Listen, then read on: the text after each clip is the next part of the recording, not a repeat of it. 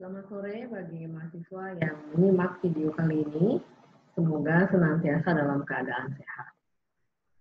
Pada pertemuan kali ini, saya akan memaparkan mengenai chapter berikutnya dari mata kuliah kita.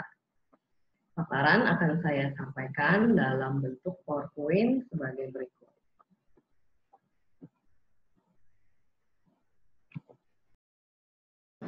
Pada video ini akan dibahas topik mengenai merancang dan mengelola saluran pemasaran terintegrasi.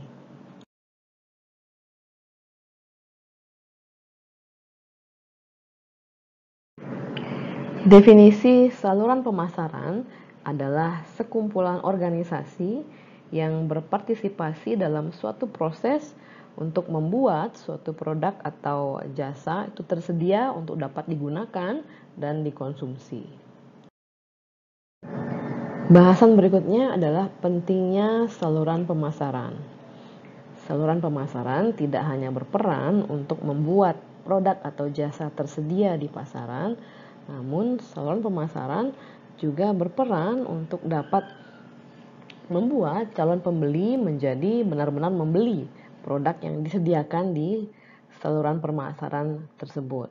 Sehingga saluran pemasaran di sini tidak hanya melayani pasar, tapi mereka juga membuat atau menciptakan pasar. Jadi bagaimana toko-toko retail didesain sedemikian rupa sehingga calon pembeli kemudian tertarik untuk melakukan pembelian tidak hanya satu, bahkan lebih banyak pembelian yang tidak direncanakan sebelumnya. Pilihan-pilihan saluran yang akan digunakan untuk memasarkan produk tergantung dari strategi pemasaran dari perusahaan dan juga dalam kaitannya dengan segmentasi pasar, artinya segmen pasar mana yang dipilih tentunya juga akan membuat saluran pemasaran menjadi berbeda. Apabila memilih segmen anak muda misalnya, pemasar perlu memastikan bahwa merek-merek mereka itu hadir di media-media online seperti media sosial dan e-marketplace. Kemudian berkaitan juga dengan strategi targeting dan positioning. Pemasar holistik perlu memastikan bahwa keputusan-keputusan pemasaran pada semua area ini dibuat untuk tujuan memaksimalkan nilai baik bagi perusahaan maupun bagi konsumen. Terdapat dua pilihan dalam memasarkan produk atau jasa, yaitu pilihan strategi push dan strategi pull. Kita membahas yang pertama, strategi push. Strategi push ini mempergunakan tenaga penjualan, mempergunakan budget penjualan, dan menggunakan cara-cara lain untuk dapat membujuk distributor untuk memasarkan dan menjual produk perusahaan kepada konsumen.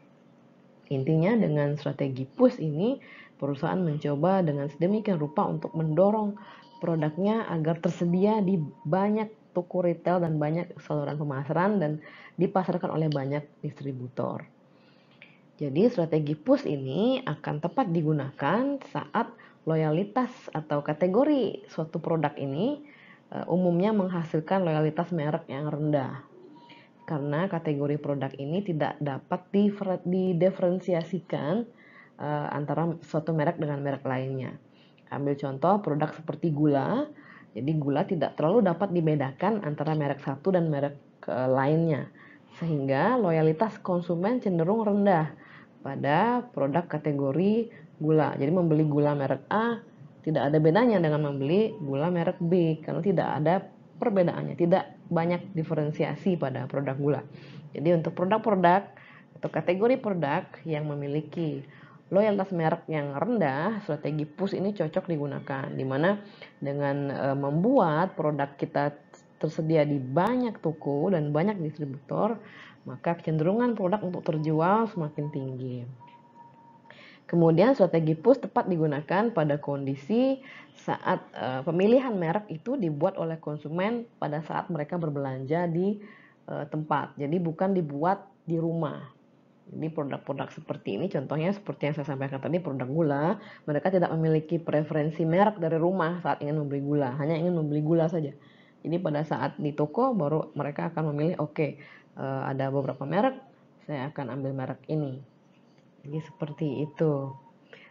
Contoh produk lain adalah produk snack misalnya, atau permen. Kemudian kondisi ketiga adalah apabila produk merupakan produk atau item impuls. Artinya pembelian bersifat impulsif, tidak direncanakan dari rumah. Contohnya adalah pembelian permen yang tadi saya sampaikan.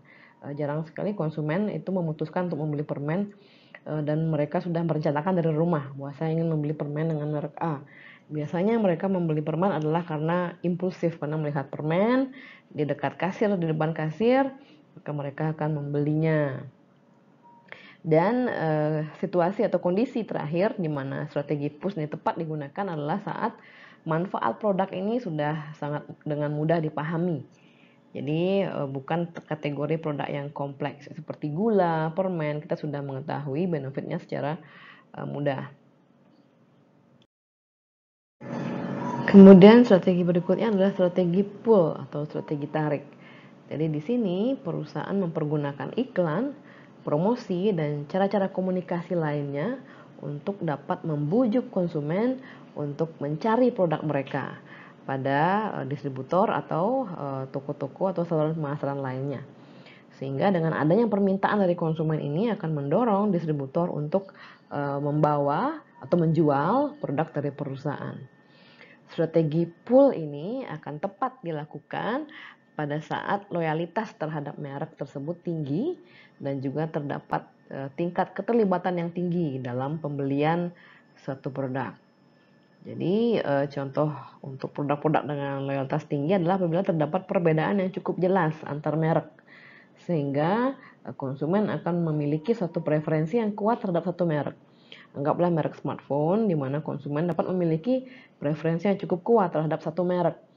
Sehingga saat mereka datang ke toko, mereka akan meminta merek tersebut. Jadi ini bukan pembelian yang bersifat impulsif. Jadi untuk produk-produk kategori seperti ini akan tepat mempergunakan pull strategi. Kemudian kondisi berikutnya adalah saat terdapat tingkat keterlibatan tinggi dalam keputusan pembelian produknya. Artinya adalah konsumen sangat terlibat dalam memutuskan untuk memilih merek yang mana. Seperti contohnya smartphone, mereka akan betul-betul mencari informasi mengenai smartphone yang tepat, kemudian mengevaluasi dari beberapa alternatif smartphone yang pada akhirnya mereka akan sampai pada keputusan merek mana yang akan mereka pilih. Berbeda dengan contoh sebelumnya yaitu katakanlah gula. Jadi mereka tidak benar-benar terlibat di dalam pengambilan keputusan. Walaupun mereka mengambil keputusan itu, tapi proses atau tahapan pengambilan keputusan tidak kompleks. Kemudian kondisi berikutnya di mana strategi pull yang tepat digunakan adalah saat konsumen mereka mampu melihat perbedaan yang nyata antar brand. Artinya seperti yang saya sampaikan tadi bahwa terdapat diferensiasi antar merek yang dengan mudah dikenali oleh konsumen. Terdapat perbedaan yang cukup signifikan sehingga konsumen mampu memilih merek mana yang sesuai dengan karakteristik dari diri mereka sendiri, baik secara finansial, secara lifestyle, dan lain-lain. Dan strategi pull ini tepat dilakukan apabila kategori produk adalah produk yang cenderung atau mereknya dipilih oleh konsumen di rumah sebelum mereka pergi ke toko. Artinya konsumen sudah menentukan brand apa yang akan mereka cari sebelum mereka ke toko. Ya, contoh yang pas adalah smartphone atau pembelian motor, mobil. Ini produk-produk yang umumnya dibanderol dengan harga yang cukup tinggi, umumnya mempergunakan strategi pull. Saat ini banyak perusahaan umumnya mempergunakan hybrid channel. Jadi hybrid channel atau multi channel ini adalah mempergunakan beberapa saluran distribusi secara bersamaan. Jadi tidak hanya mengandalkan satu tipe saluran distribusi saja. Contohnya adalah HP atau Hewlett Packard yang mempergunakan tenaga penjualan atau sales force untuk menjual produknya ke pembeli-pembeli potensial yang potensial membeli dalam skala besar. Jadi perusahaan-perusahaan berukuran besar yang potensial membeli produk HP, mereka mempergunakan channel pemasaran yaitu tenaga penjualan atau sales force. Kemudian HP untuk pembeli-pembeli yang potensial membeli dalam jumlah yang medium, mereka mempergunakan saluran pemasaran yaitu telemarketing. Kemudian untuk akun-akun kecil atau pembeli yang potensial membeli dalam jumlah kecil, mereka mempergunakan direct mail atau toko retail. Ini juga ditujukan pada konsumen-konsumen individual yang membeli sifatnya pembelian secara retail. Kemudian HP juga mempergunakan internet sebagai saluran pemasaran untuk menjual item-item specialty, artinya item-item yang jarang terjual secara retail karena mereka memiliki atau memuaskan suatu kebutuhan yang sangat spesifik. HP juga mempergunakan internet untuk menjual produk-produk yang dapat disesuaikan atau bisa di-customize, sehingga di internet konsumen dapat memilih mereka ingin spek seperti apa, screen ukuran berapa, kemudian spek laptop seperti apa, mereka dapat memilih. Dalam multi channel marketing, setiap channel umumnya menargetkan segmen pembeli yang berbeda. Karena segmen pembeli yang berbeda memiliki kebutuhan yang berbeda, begitu juga kebutuhan akan saluran pemasaran, mereka memiliki kebutuhan yang berbeda. Perusahaan-perusahaan yang mempergunakan hybrid channel perlu mengelola channel-channel mereka sedemikian rupa karena konsumen memiliki harapan terkait dengan integrasi channel-channel pemasaran yang digunakan oleh perusahaan. Jadi konsumen berharap bahwa dengan multi channel ini mereka dapat memesan suatu produk secara online dan kemudian mengambil produk tersebut di toko retail perusahaan tersebut yang terdekat dengan lokasi mereka. Jadi ini sudah banyak terjadi saat ini, di mana konsumen berbelanja secara online, namun mengambil produknya di suatu toko retail yang dekat dengan lokasi mereka. Kemudian konsumen juga berharap dengan adanya multi channel, mereka dapat mengembalikan barang yang mereka pesan secara online, mungkin karena tidak sesuai ukuran, tidak datangnya berbeda dengan yang mereka pesan, mereka dapat mengembalikan produk tersebut ke toko retail terdekat sehingga lebih convenience bagi mereka. Kemudian konsumen juga berharap mereka dapat menerima diskon dan tawaran-tawaran promosional lainnya berdasarkan atas total pembelian mereka secara online dan secara offline. Jadi di sini perlu perusahaan untuk mengelola channel-channel mereka sedemikian rupa sehingga transaksi konsumen di channel online dan offline ini dapat tersimpan dengan baik di database. Sehingga ini menjadi dasar bagi perusahaan untuk mengirimkan tawaran-tawaran promosional kepada konsumen. Bahasan berikutnya adalah peran saluran pemasaran atau distributor. Yang pertama adalah mengumpulkan informasi mengenai konsumen saat ini atau konsumen potensial, mengenai apa yang mereka inginkan dan apa yang mereka butuhkan dari suatu produk. Kemudian mengumpulkan informasi terkait kompetitor, yaitu harga yang ditawarkan oleh kompetitor dan juga rangkaian produk yang ditawarkan oleh kompetitor. Dan juga mengumpulkan informasi mengenai faktor-faktor dan hal lain di lingkungan pemasaran yang perlu diketahui oleh perusahaan. Peran yang kedua adalah mengembangkan dan menyebarkan komunikasi persuasif untuk mendorong penjualan atau pembelian oleh konsumen. Peran yang ketiga adalah menegosiasikan harga dan mencapai satu kesepakatan dengan pembeli sehingga dapat terjadi pertukaran produk atau jasa. Yang keempat adalah memesan produk kepada perusahaan apabila produk sudah kosong ataupun sedang high demand. Kemudian peran berikutnya adalah untuk menyediakan dana atau menyediakan pendanaan untuk dapat membayar atau membiayai biaya penyimpanan atau biaya inventory. Kemudian berikutnya adalah menanggung resiko yang terkait dengan pekerjaan-pekerjaan sebagai distributor atau saluran pemasaran. Risiko-risiko bisa jadi produk tidak terjual, atau terjadi pencurian, atau kerusakan produk saat disimpan, dan sebagainya. Jadi, saluran pemasaran lah yang menanggung resiko tersebut.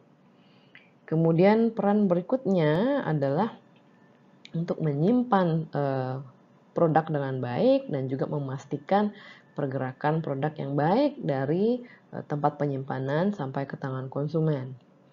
Kemudian peran berikutnya adalah menyediakan berbagai metode pembayaran bagi konsumen sehingga transaksi dapat terselesaikan dengan baik. Bahasan berikutnya adalah level channel. Seperti digambarkan dalam gambar, yaitu terdapat beberapa level saluran dari level 0 sampai dengan level 3. Semakin tinggi level, semakin banyak pihak atau distributor yang terlibat dalam penyampaian produk atau layanan sampai ke tangan konsumen. Channel level 0 juga disebut dengan saluran pemasaran langsung, di mana perusahaan menjual produk secara langsung ke konsumen final. Contohnya adalah penjualan door-to-door, melalui email, telemarketing, melalui televisi, dan juga melalui internet, dan melalui toko yang dimiliki oleh perusahaan langsung, bukan dimiliki oleh distributor. Terkait dengan channel atau saluran distribusi yang digunakan oleh sektor jasa, karena internet dan teknologi lainnya itu sangat berkembang, industri jasa seperti perbankan, asuransi, travel, dan juga saham, mereka mengoperasikan aktivitas jual beli layanan mereka melalui channel-channel baru tersebut. Contohnya adalah Kodak menawarkan pelanggannya 4 cara untuk dapat mencetak foto digital mereka. Yang pertama adalah melalui mini labs di outlet retail yang mereka miliki, atau mempergunakan home printers. Dapat juga layanan online yaitu di OVoto website atau self-service di kios yang mereka miliki. Begitu juga perbankan. Saat ini nasabah dilayani melalui cabang-cabang bank secara langsung atau melalui ATM, dan bisa juga melalui layanan online yaitu m-banking atau internet banking. Poin bahasan berikutnya adalah keputusan rancangan saluran. Untuk merancang sistem saluran pemasaran, pemasar perlu menganalisis apa yang menjadi kebutuhan dan keinginan dari konsumen. Kemudian menetapkan tujuan dari saluran pemasaran, kemudian mengidentifikasi dan mengevaluasi berbagai alternatif pilihan saluran. Yang pertama adalah menganalisis apa yang menjadi kebutuhan dan keinginan konsumen. Seperti halnya produk, segmentasi dalam hal saluran pemasaran juga terjadi, dan pemasar harus memahami bahwa tipe konsumen yang berbeda memiliki kebutuhan yang berbeda selama proses mereka mengambil keputusan pembelian. Bahkan untuk konsumen yang sama, mereka dapat memilih channel yang berbeda untuk fungsi-fungsi yang berbeda dalam setiap tahapan dalam pengambilan keputusan pembelian. Jadi konsumen dapat browsing suatu katalog sebelum mereka mendatangi toko, sehingga mereka dapat menentukan apa yang ingin mereka cari, atau mereka mengunjungi dealer untuk melakukan test drive. Namun kemudian pembelian akan dilakukan secara online. Jadi masing-masing saluran memiliki peran yang berbeda di setiap tahapan pengambilan keputusan pembelian. Berikutnya, mengidentifikasi alternatif saluran. Masing-masing saluran, dari tenaga penjualan hingga agen atau distributor, dealer, direct mail, telemarketing, dan internet, mereka masing-masing memiliki kekuatan masing-masing dan juga kelemahan masing-masing. Tenaga penjualan memiliki kelebihan, yaitu mereka dapat menghandle produk-produk yang kompleks dan juga transaksi-transaksi yang kompleks. Namun tenaga penjualan merupakan saluran pemasaran yang cukup mahal. Internet di sisi lain tidak terlalu mahal dalam penggunaannya, namun mereka tidak seefektif tenaga penjualan dalam menjual produk-produk yang kompleks. Distributor, untuk saluran pemasaran yaitu distributor, mereka dapat menciptakan penjualan atau mendorong penjualan, namun perusahaan kehilangan kontak langsung dengan konsumen, sehingga mungkin kehilangan informasi-informasi penting yang dapat mereka peroleh terkait dengan kebutuhan dan keinginan konsumen. Kadang perusahaan memilih untuk mempergunakan channel yang baru atau channel-channel yang tidak konvensional karena merasa bekerja dengan channel-channel yang dominan atau yang sudah sering digunakan cukup sulit, kemudian memerlukan biaya yang cukup tinggi dan juga kurang efektif. Seringnya channel baru dan channel yang tidak konvensional memberikan mereka keleluasaan dan memberikan mereka kelebihan-kelebihan yang tidak diperoleh dari channel yang lama. Contohnya adalah penggunaan channel internet ini, dan apalagi saat ini telah banyak e-marketplace dan juga media sosial yang dapat dipergunakan oleh perusahaan dengan biaya yang lebih rendah. Bahasan berikutnya adalah jumlah perantara atau distributor. Perusahaan perlu menentukan berapa jumlah distributor yang mereka inginkan untuk memasarkan produk atau layanan mereka. Pilihan yang pertama adalah dengan exclusive distributions, artinya produk dipasarkan secara eksklusif hanya di beberapa distributor saja. Strategi ini tepat saat perusahaan ingin menjaga kontrol atas produk atau jasanya dan juga ingin mengontrol berapa atau ingin membatasi berapa jumlah produk yang dijual oleh reseller. Exclusive distribution seringnya melibatkan exclusive dealing arrangement, artinya perjanjian eksklusif dengan distributor. Dengan memberikan distribusi eksklusif atau license eksklusif pada beberapa distributor saja, produsen mereka berharap untuk dapat menjaga penjualan produknya dijual oleh tenaga penjualan yang lebih berdedikasi dan berpengetahuan lebih baik, sehingga memberikan citra yang baik pada produk mereka. Contohnya adalah Gucci, mereka menemukan image mereka sedikit ternoda karena over exposure dari produk mereka di berbagai macam toko, yaitu toko-toko termasuk juga toko diskon. Kemudian Gucci memutuskan untuk mengakhiri kontraknya dengan distributor pihak ketiga. Kemudian Gucci memutuskan untuk mengontrol distribusi produknya sendiri dan mereka membuka toko mereka sendiri, sehingga penjualan itu eksklusif di beberapa toko saja yang dimiliki oleh Gucci. Jadi ini bertujuan untuk mengembalikan reputasi mereka, sehingga brand Gucci ini lebih memiliki suatu eksklusivitas untuk menjaga image mereka yang termasuk salah satu dari brand luxury. Pilihan berikutnya terkait dengan jumlah distributor adalah selective distributions.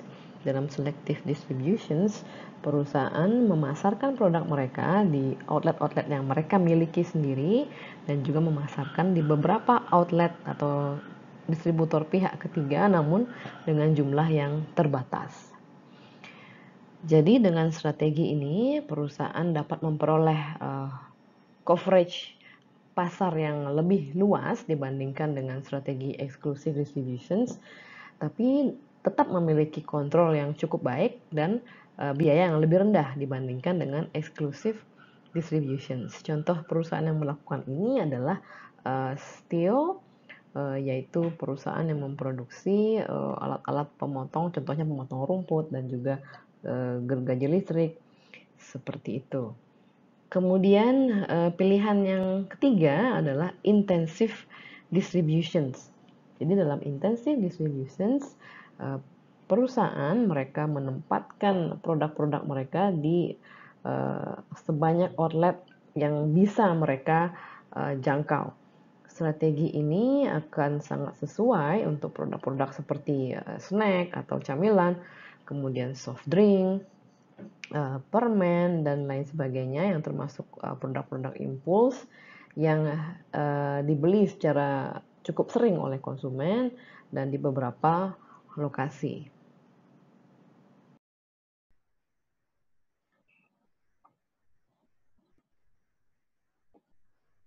Demikian pemaparan saya, semoga dapat diterima dan dipahami dengan baik.